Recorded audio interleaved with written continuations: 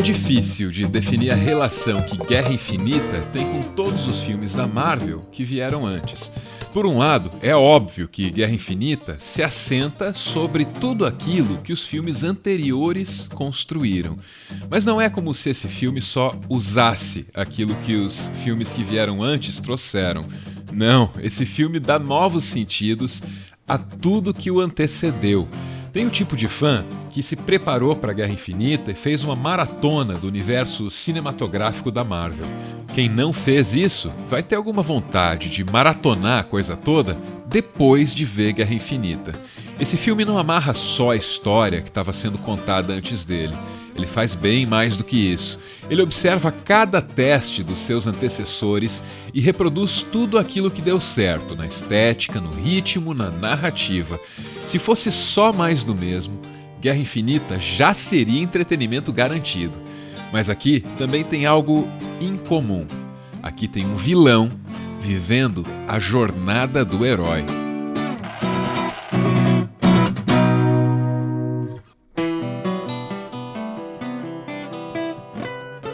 Guerra Infinita tem muitos heróis. O roteiro poderia escolher deixar o foco em qualquer um deles, mas a escolha aqui é outra. O foco está no vilão. Thanos precisa juntar 6 pedras com poderes especiais, para só então realizar o objetivo dele. Juntar artefatos mágicos para poder mudar o universo que habita, isso geralmente é coisa de herói. Isso é basicamente o que faz esse carinha aqui. E ele é a visão arquetípica de um herói.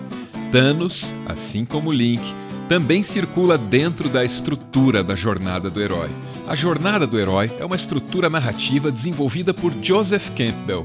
O que esse antropólogo fez foi olhar para alguns dos principais mitos da humanidade e perceber que todos esses mitos seguem a mesma linha. São histórias que se desenvolvem sempre do mesmo jeito, seguindo sempre a mesma estrutura, que é complexa, mas pode ser dividida em 3 fases básicas. It's a circular pattern. It's got 3 basic parts: separation, initiation, and return. He went on to fill in that circle with many more points of detail, but for our talk, we'll just stick to the basics. A heroine or hero starts off in their village or subdivision or office cubicle. They get separated from it. Sometimes they get lost. Sometimes they get kicked out. Sometimes Lawrence Fishburne shows up and says, you could take the red pill or you could take the blue pill. A good example of this is The Wizard of Oz. Dorothy is living an average farm life, but deep down she is wishing for something more, something over the rainbow. Getting her wish, a giant tornado comes and picks up her house, and she's deposited in the land of Oz. The Good Witch of the North comes to greet her with what's known as a call to adventure. She says, okay, Dorothy, if you want to make it home, follow this yellow brick road and go find the Wizard of Oz. And so Dorothy goes on the classic quintessential journey. She meets helpers that aid her on her journey. She gets some magic slippers. She struggles and almost dies many times. But finally, they find the wizard, only to discover he's a fraud. Some dude from Omaha, I believe. But it doesn't matter because the trials of the journey have initiated her from farm girl to hero girl.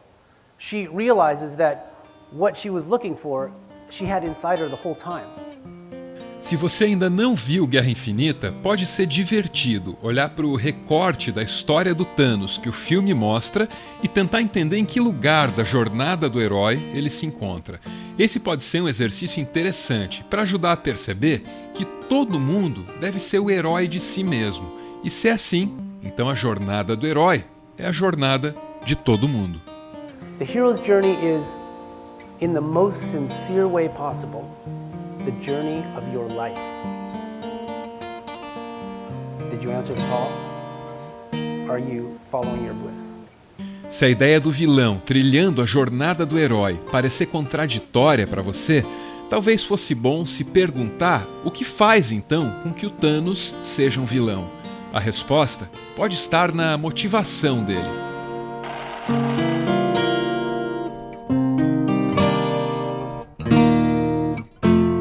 chega a ser um spoiler. As motivações do Thanos são explicadas com destaque num dos trailers do filme. He only ever had one goal. To wipe out half the universe. E segundos depois disso, o trailer explica como é possível para esse cara acabar com metade do universo. If he gets all the Infinity Stones, he can do it with the snap of his fingers. Talvez essa coisa de destruir metade do universo possa parecer uma ideia meio batida para você. Se esse for o caso, pense com cuidado, porque são os argumentos do Thanos que impedem essa história de cair nos clichês de sempre. Thanos quer destruir metade da população do universo, porque assim a outra metade vai viver melhor. É claro que não falta gente para apontar o dedo para ele e avisar que isso é genocídio. Mas, diante da acusação, ele argumenta que o plano dele é distribuir a morte de maneira completamente aleatória, sem escolher esse ou aquele grupo, sem escolher essa ou aquela etnia.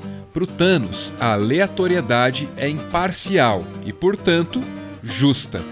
Esse vilão quer fazer você pensar. Talvez depois ele te mate, mas primeiro ele quer fazer você pensar. Quando o Thanos se coloca na posição de exterminar metade do universo para manter as coisas em equilíbrio, ele assume o papel de um juiz. E não é qualquer juiz. Ele é um juiz julgando e condenando numa escala cósmica. E a imparcialidade, definitivamente, é uma qualidade necessária para quem pretende atuar como juiz.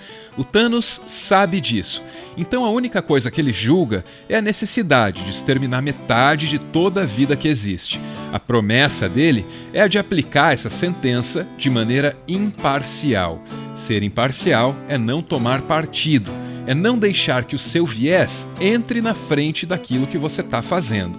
Para garantir a imparcialidade na aplicação da sentença, o Thanos recorre ao princípio da aleatoriedade. Aleatório é tudo aquilo que depende do acaso, da sorte.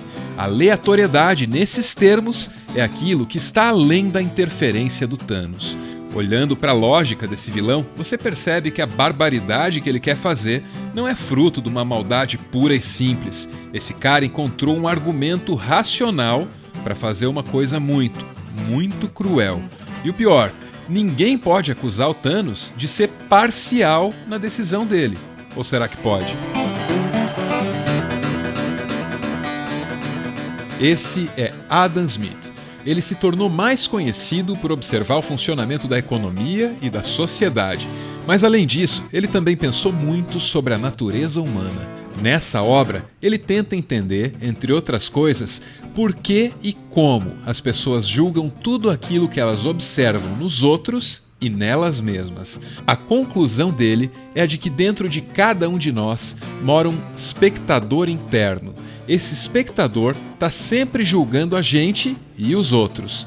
Se a gente quiser tentar ser imparcial, o melhor que a gente pode fazer é ouvir esse espectador interno, porque ele sempre vai nos informar como os outros estão encarando as nossas ações. Adam Smith escreveu: Não podemos examinar nossos próprios sentimentos e motivações. Não podemos formar julgamentos sobre eles, a menos que nos afastemos, por assim dizer, de nossa própria posição natural e procuremos enxergá-los como se estivessem a uma certa distância. Mas a única forma de fazermos isso é buscando vê-los através dos olhos de outras pessoas, ou como outras pessoas parecem vê-los. O julgamento do espectador interno pode impedir a gente de fazer muita coisa errada e também ajuda a gente a, pelo menos, tentar ser imparcial. He develops a very interesting psychological metaphor called the spectator. And the idea is to think of the spectator as an observer of your behavior, observer of the behavior of others. So in part, when you're observing someone take a decision or an action, part of you is judging that action, and that's your spectator, and you judge that action based on your sense of what's proper. We also use that spectator, according to Smith, to evaluate our own actions, and that's how we have self-contained mechanisms and dynamics for controlling our selfish desires. Although perfect impartiality Smith would say, as a Scottish Enlightenment empiricist, perfect impartiality is of course impossible, but that should be the goal. Agora volta a pensar no Thanos. Se ele decidiu exterminar metade do universo, é porque ele não conseguiu ouvir o espectador interno e imparcial, que recomenda ver as coisas e as próprias decisões como os outros as veem. Se o Thanos tivesse lido esse livro aqui, ele saberia. A decisão de exterminar metade do universo não tem como ser imparcial, e não interessa como ele aplique a sentença. E é por isso que eu acho que o Adam Smith poderia ser um vingador. Contra o Thanos, ele tem muito mais chance do que o Homem de Ferro, por exemplo. O Thanos do filme fala em equilíbrio e em imparcialidade na busca por esse equilíbrio. Já o Thanos dos quadrinhos tem motivações bem diferentes. Nos quadrinhos, ele é esse cara que teve uma história meio difícil, acabou assumindo um jeito meio nihilista de ver as coisas e, para completar, se apaixonou por uma entidade que é a personificação da morte. É o apego dele a essa figura feminina que faz ele querer acabar com o meio universo, basicamente para impressionar a moça. A relação desses dois nos quadrinhos traz uma série de temas importantes, mas bastante pesados. Você pode olhar para esses personagens e enxergar um relacionamento abusivo. Também não seria difícil perceber que essa história fala de um tipo de devoção que acaba virando fanatismo. Só que tudo isso ficou de fora do filme. O roteirista Stephen McFeely soube argumentar a favor dessa decisão. Para ele, era muito mais importante falar de outros aspectos do Thanos e investir na relação que ele tem com essa outra personagem aqui. Numa entrevista, o Stephen disse: ele tem uma relação com ela que é importante e que foi explorada em 2 filmes anteriores. Focar nesse tipo de relação humaniza Thanos e o faz parecer mais compreensivo e menos louco. Se a relação entre o Thanos e a entidade que ele cultua tivesse entrado no filme, isso mudaria tudo, provavelmente para pior. Porque com isso não haveria espaço para aquela discussão sobre justiça e imparcialidade. Até a percepção de que o Thanos está vivendo a jornada do herói sairia prejudicada, ofuscada. Agora, para entender por que a relação entre o Thanos e essa moça verde aqui é tão importante na história, você vai ter que ver o filme.